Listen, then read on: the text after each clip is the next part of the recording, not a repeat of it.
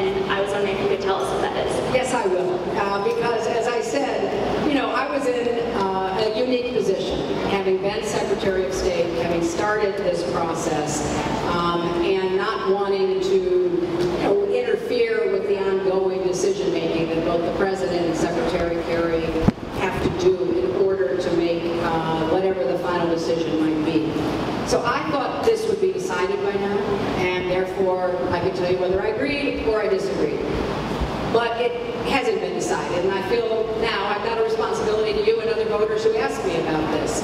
And I think it is imperative that we look at the Keystone pipeline as what I believe it is, a distraction from the important work we have to do to combat climate change, and unfortunately, from my perspective, one that interferes with our ability to move forward to deal with all the other issues. Therefore, I oppose it, and I oppose it because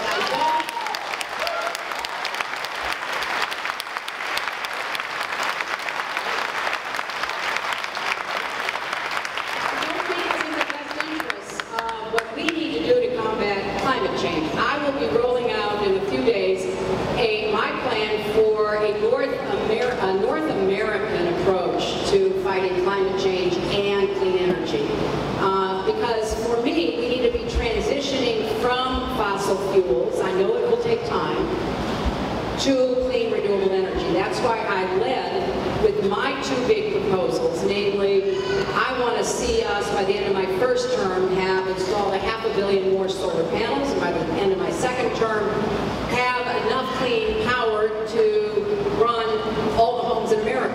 And when I go around talking about this, I want to tell all of the Iowans, I brag on you all. Because a lot of people say, well, how can we do that? How can we transition from fossil fuel to clean energy? I said, well, you know, Iowa's getting 30% of its electricity now from clean energy.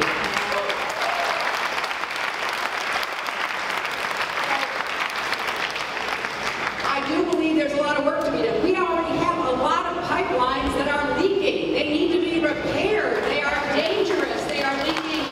A lot more jobs, from my perspective, on a North American clean energy agenda than you would ever get from just one pipeline crossing the border. So let's do this because it's the right thing to move beyond it and to make it possible for us to have a much more effective system that will accelerate